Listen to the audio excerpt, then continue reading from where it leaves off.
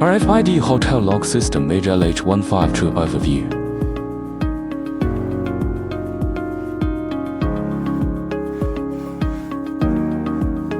The handle does not work when the hotel room card is not swiped.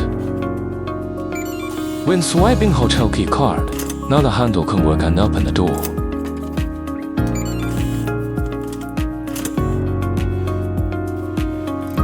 You can manually lock and unlock your hotel room door using the interior knob.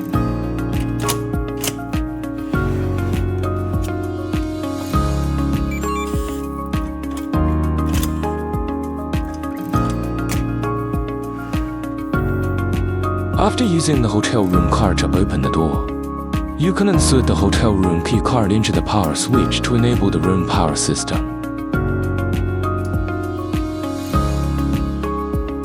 Then, you can also use the hotel electronic door plate to use the please clean the room, do not disturb and doorbell functions.